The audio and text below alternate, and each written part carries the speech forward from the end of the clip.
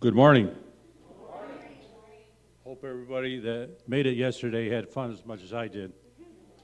And Pastor beat me in the toilet tissue toss 3 times. He really put it to me. I could only do it 1 time.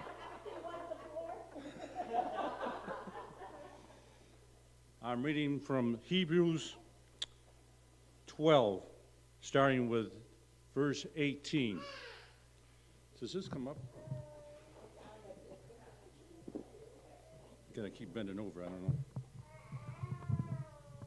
Thank you, son. Appreciate you. How's that? All right.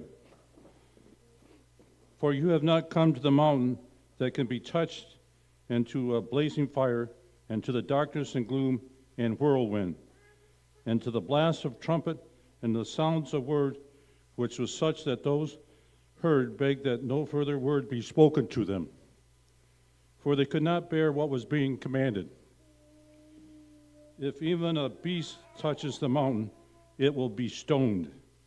And so terrible what was appeared that Moses said, I am full up of fear and trembling. But you have come to Mount Zion, to the city of the living God, the heavenly Jerusalem, and to the myriads of angels, to the festival gathering and assembly of the firstborn who are enrolled in heaven, and to God, the judge of all, and to the spirits of the righteousness made perfect, and to Jesus, the mediator and a new covenant, and to the sprinkled blood, which speaks better than the blood of Abel. See to that you do not refuse him who is speaking. For if those did not escape when they refused him, who warned them there on earth, much less will be escaped whose turn away from him that warns from heaven. And his voice shook the earth then, but now he has promised, saying, Yet once more I will shake not only the earth, but also the heavens. Now this expression, yet once more, indicates the removing of those things which can be shaken as of the created things, so that those things which cannot be shaken may remain. Therefore, since we are receiving a kingdom which cannot be shaken, let us show gratitude, by which we may offer to God an acceptable service and reverence and awe. For our God is a consuming fire. Thank you, brother. Over the course of the last 6 weeks this summer, we've been going through a series called God Is. We've been learning about what does the Bible say about God, because again, remember, we don't get to decide what God is like. God tells us what he's like, and we either accept it or we refuse it. God has said things like, we've learned that God is spirit, and those who worship him must worship in spirit and in truth. We learn that God is slow to anger and abounding in steadfast love. We have learned that God is light, and in him there is no darkness at all. And today, with this new revelation of who God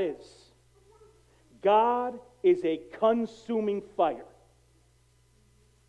If you know those 4 words, you've memorized Scripture. Let's say it together.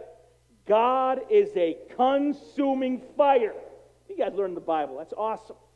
Again, God is a consuming fire. Now, this phrase, I've been wrestling with it for more than a week now. Because I'm like, what does this mean? I've read so many commentaries to understand, God, what does it mean when you say you're a consuming fire? Because it's my natural desire to soften those words. The words seem too strong. They seem too harsh. I read one commentator who said, he tried to explain this phrase. He said, this means our God is not to be trifled with, which is a very, very polite way of saying our God's a consuming fire. So I'm like, what does it mean that our God's a consuming fire? And then I remembered a moment in my life. I'm like, do I have any moments in life where I ever encountered fire? Like, what is it like? What does it do? And I went back in my mind to a moment. When I was 14 years old, I met Jesus. I remember I came down to center aisle, and I bowed my knee, and I told the Lord I was His. And someone who saw me come down asked me, Ernesto, would you serve in our midweek program? And I started serving in Awana, which is we're starting that ministry here in a few weeks. So I served in Awana way back then. And one of my jobs was I would get on a van, we'd drive into the neighborhoods and pick kids up. And I wasn't the driver, I was too young. I was the van captain. I kept the kids all safe in the van. I would like sing songs with the kids. I would make sure the kids were buckled in. I was the van captain. That was my work. And we had a ghetto van. Like our van out front is a little bit like we're working to get a new van. Every van crew, we're working on a new van. But we had, back in the days of the church, we had a ghetto van. This van was so ghetto, literally, the big inside sliding door, the handle broken off. You couldn't open the door from the inside. Not only that, the window of that big sliding door had been broken out, and we had put like a visqueen plastic over the thing. So if the window was normal, you could pop it open, reach your hand out, unlock it. But now you had plastic, so you couldn't get in. Someone had to open the door from the outside because you couldn't get in. You couldn't get out from the inside. This thing bounced like crazy. It was just an old, beat-up van. And one day we're driving. I'm in the back seat, and it's a 15-passenger van, so there's 4 rows of benches. I'm in the very back, and we're driving. I'm playing with the kids, singing songs. All is well. All of a sudden, out of nowhere, the driver jerks the van to the right. And we go into a gas station, and then it gets thrown in the park real suddenly. So all of us are like, oh, it stops real fast. And the driver jumps out. And the driver yells something back, but I couldn't really hear it, like, it's like, I don't know what's happening. I have no context. They got to go to the bathroom. I don't know what's happening, And as I stand up to the ceiling to look across the benches, I can see at the front of the van, there's some black smoke up there. And I go to the side, I crawl up the side, and again, I can't get out the door because the door is broken. When I come down the side, I see there's fire coming out of the console of the van. And the reason the driver jumped out is because the fire was like up in the driver's seat, licking their legs. They had to jump out. And I realized what they said when they jumped out. They said, Ernesto, get the kids. So I'm staying on the side. There's fire in the front. I can't get out the side. I got to go through the fire to go out the passenger side of the car. So there's a kid up there. There's 11 kids in the van. 11 kids. There's a kid in the passenger seat, and the fire is licking that kid's feet, and that kid is screaming. So I go to the front, unbuckle him, grab him, jump out of the van. When I hit the ground, now I think it was oil. I'm not sure. When I land on the ground, I land in liquid, and that liquid's on fire. I'm pretty sure it was oil. I don't think it was gasoline, because it was thicker than gas. I land and I'm in fire. Like there's fire. Like it's like a bad movie. There's like this. So I land and I start off running because I can't just stand in fire because fire burns fast, don't it? Like even a little bit of fire will take the hair off your arm. Well, if you have any. But like it's like fire is very dangerous very quickly. I hit the ground. I run out of the fire lake and I get to this grassy island. I put the kid down. And I turn back to see what's going on. When I turn back. I see things are real bad. The front of the van, the engine's on fire. There's flames coming from underneath the tires. From the 2 open doors, black smoke billowing out into the world. And I can't even see in the back. And there's 10 kids. All I see is black smoke in there. Now, I won't tell you the whole story, but I'll tell you this much. We got all 10 kids out. We got them all out. We put them down on this grassy island. And everyone's like, it's all like PTSD, you're in shock, like it's like everyone's like really like, oh, what just happened? And the van's burning behind, and I'm like, so my back's to the van, I'm facing the kids on the ground, and they're just all quiet. I'm like, guys, we're okay, it's going to be all right, we're going to call your parents, it's going to be fine. Trying to calm them down. My heart's racing, And one of the little girls, she goes, Mr. Ernesto, I'm like, yes. She goes, did we almost die?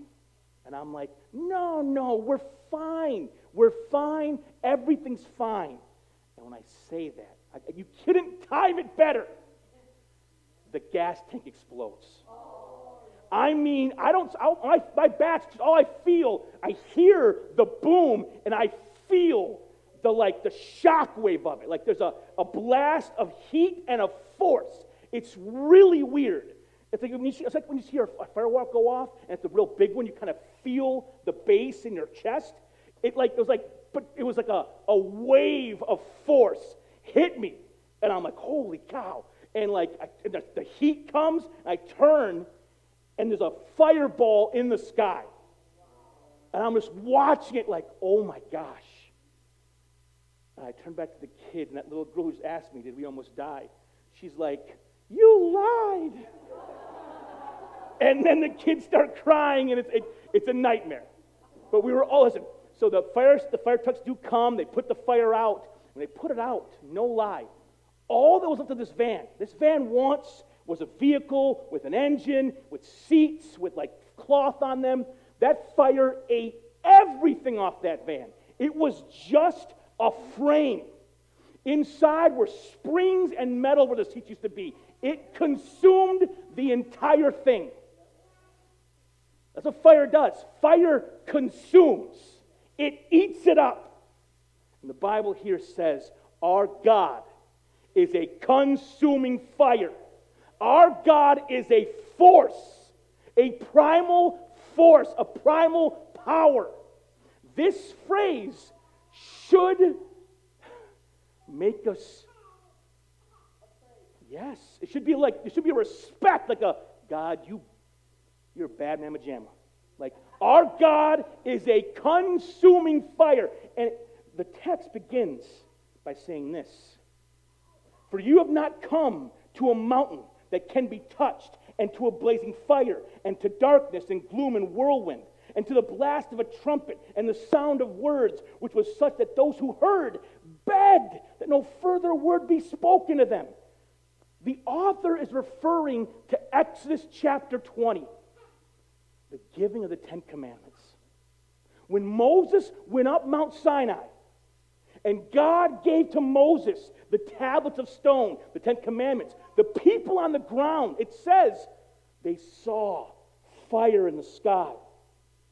And when God spoke, it sounded like thundering and trumpet. Now, it does not mean that God's voice is like a trumpet, like a... It doesn't mean that. In the ancient world, the loudest noise you ever heard was thunder in the sky or a trumpet blast before a battle.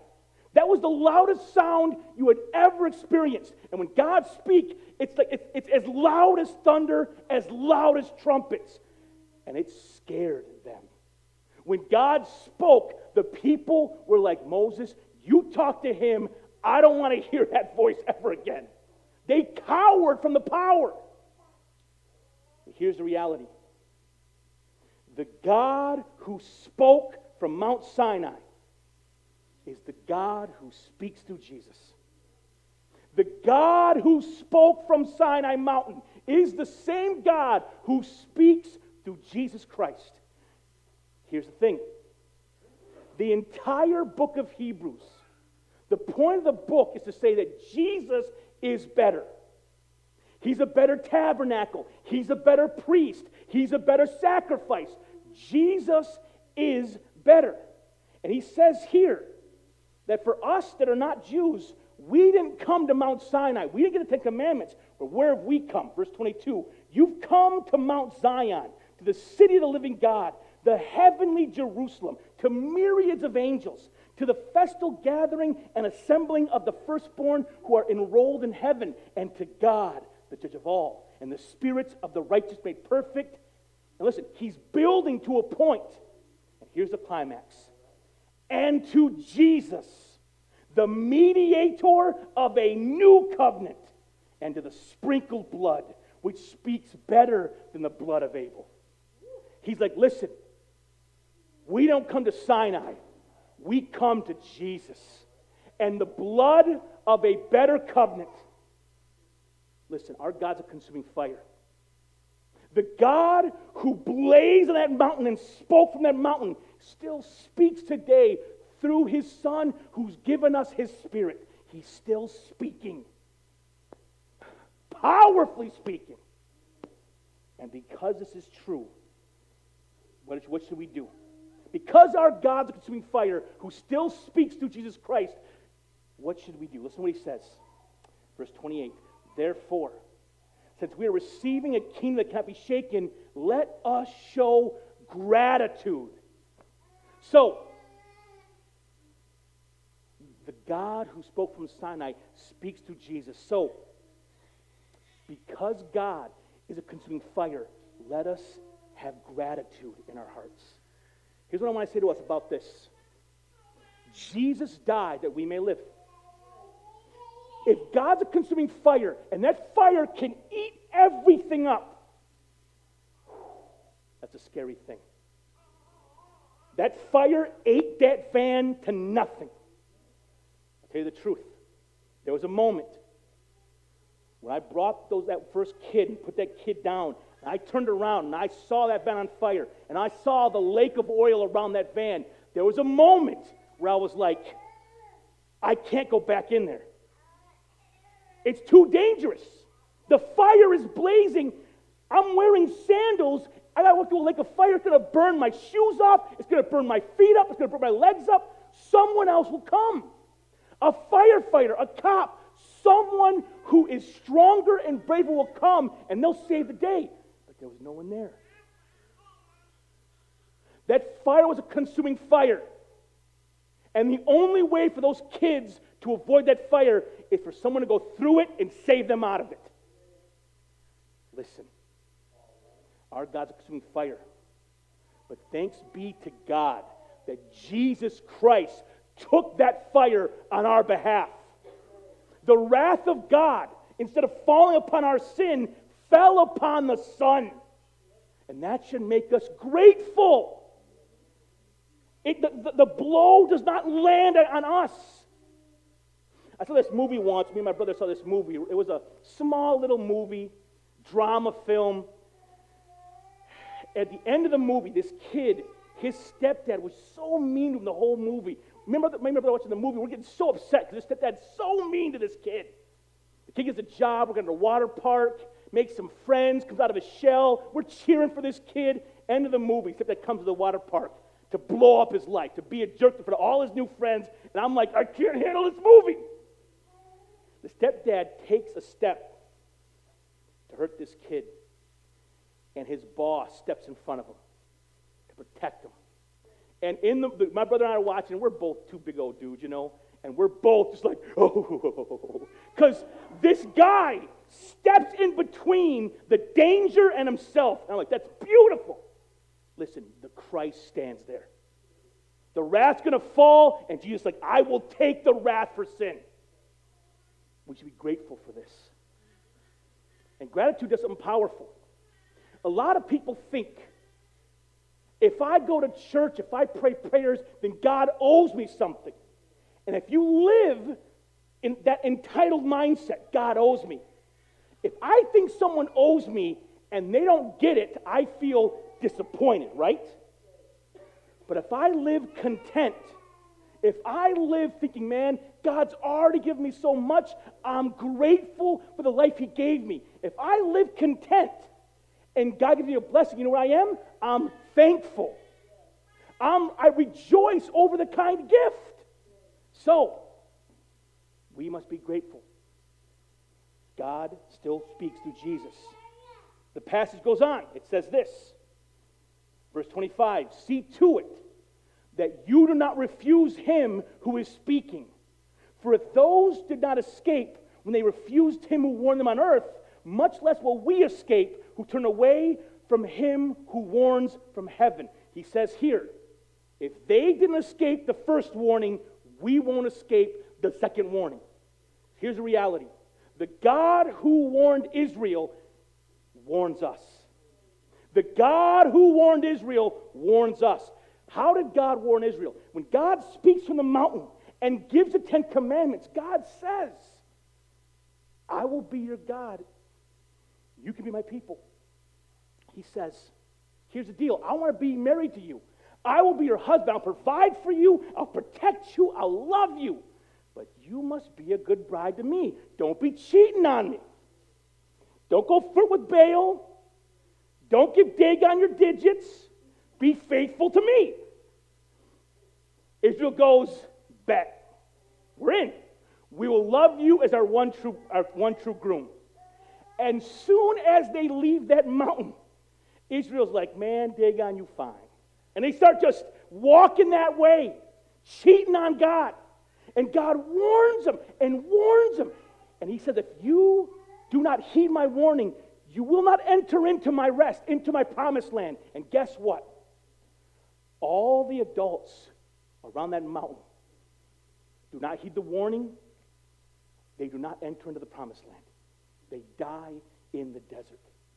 They do not listen to the warning. God says, if you don't listen, there's a penalty. They don't listen, and they pay the penalty. And guess what? God warns us. Jesus Christ, in his teaching, talks a lot about hell. About if we choose to live in rebellion to God, there's a place of judgment for us to do that.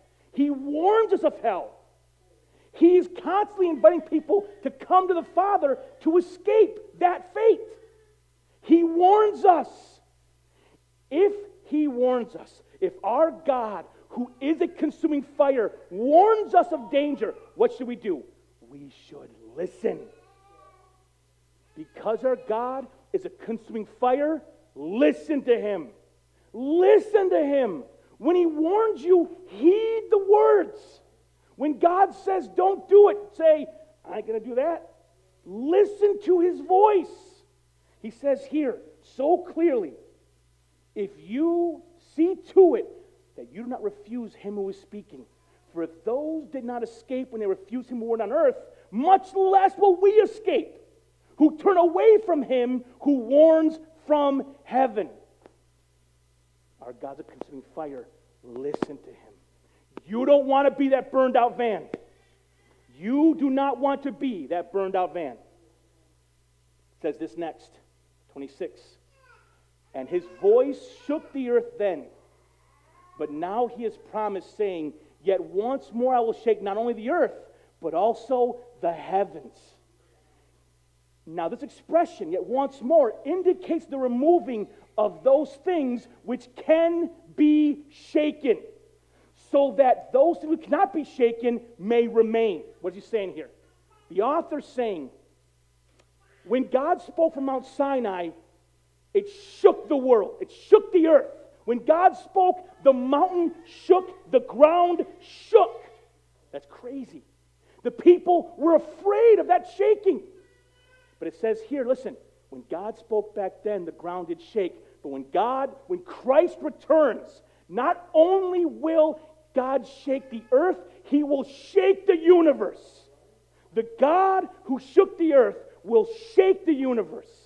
When Christ returns, he's going to burn everything up.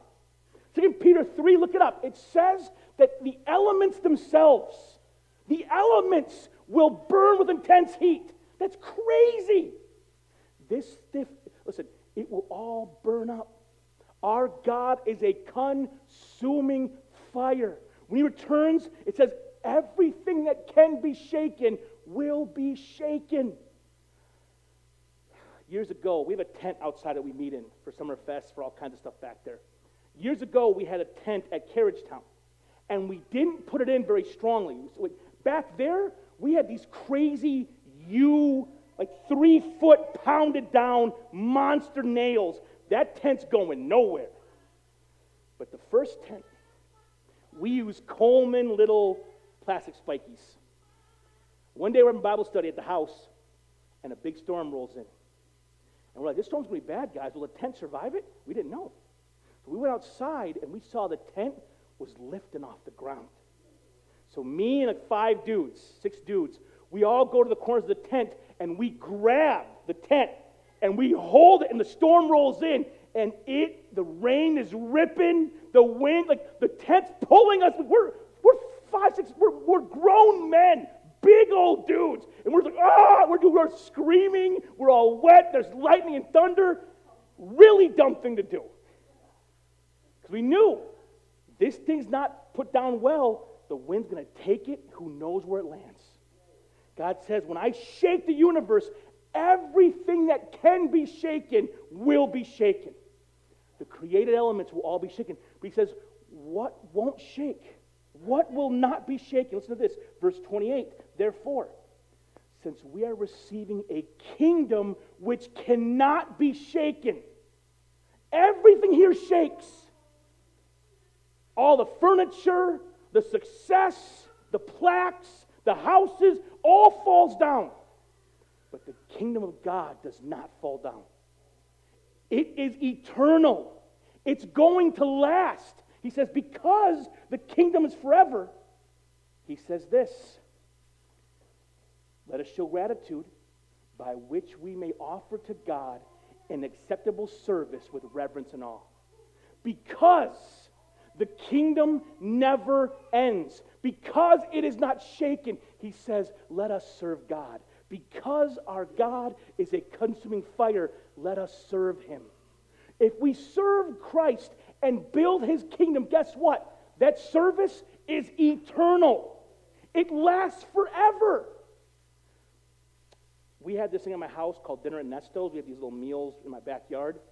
And every time we had a meal in my backyard, we'd have a time we'd go around the circle. We'd share things about our lives. And one thing we shared sometimes, we'd share, when did you meet Jesus? We all go around and share when we met Jesus. And those stories were beautiful because they were so unique and different. Some, like, we have a high school play. People said, one lady said, I was driving through the country, I heard music, I went to this church, I heard. Maybe it was grandma, maybe it was a kid from school. It was all these different people that just loved us and told us about Jesus and moved us towards him in our stories. Sunday school teachers, actual teachers. Sadly, there's no pastors in those stories at all. I'm like, oh, well, I try. But what was awesome is all these grandmothers who prayed for me, all these stories, and I'm like, man, these people sowed these faithful seeds of service, not knowing that God would use them to do these mighty works in all these individuals' lives. When you serve him, God can use your faithful service, your small service, to eternally impact someone's life. The kingdom cannot be shaken. Let's invest our lives in something forever. Not in money, not in fame, but in people made in God's image whom he loves. For the glory of his Son, let us serve one another. Now, how can you serve? Here in Flint City, we're in a moment as a church. This summer, our church has grown tremendously. Behind us, there's the apartments right here that were once abandoned. They've been rebuilt. People start moving in a few months. There might be dozens or even hundreds of families moving in around us. The fields are ripe to the harvest. Our picnics have grown from last year, 30 people, to this year, the smallest was 100. We're gaining influence and trust in the neighborhood, in the community, in the city. As we offer this midweek thing, this Awana and this high school thing, this junior high thing, who knows what God gives us to do with people? Who knows? But I know this, though. As the church grows, some of you are coming, you hear the word, you love the word, you love meeting people in the pews and stuff. How are you serving? If you want to serve in some way, listen, at both doors, there's 2 pads of paper. If you want to serve on Sundays or Wednesdays, just sign up saying, I want to serve. We need we need security. We need tech team. For Awana, I need some people willing to invest in some kids' lives. And listen, we're doing it so awesome. If you want to serve in Awana, we're building 3 teams. If you serve, you only serve 1 month out of every 3. It's not like your whole life's going to be serving every Wednesday forever. It's 4 weeks out of 12. It's doable, right? Because you still want to go to Bible study and get fed. You invest in some kids for 4 weeks, then you chill and get fed for 8. It's thinking good deal. If you want to serve, we need so many things. If you want to serve in any way, if you're like, you know what, I'll do whatever. We need people to come to the building on Saturdays and help clean, because this building gets tore up every single week. Got to vacuum and empty trashes every week. It's crazy stuff we do here. If you want to serve and invest in God's kingdom, we'd love you to help. There's 2 sign-up sheets on the way out. Just sign your name saying, I don't know what I can do, but I want to do something. That would be awesome. So, our God is a consuming fire. Let's be grateful to Him. Let us listen to Him. Let us serve Him. With that said, let us pray. Father in heaven, we love you so much, Father. Let us hear this word today and receive it. You are a consuming fire. And we are grateful that your Son Jesus Christ died that we may live. His blood was spilled that our blood may not be spilled. For this we give thanks. Let us hear this word and be grateful for it. Let us hear this word and receive it. Let us hear this word and respond with faithful service, which is our spiritual act of worship. In Christ's name we ask all these things. Amen.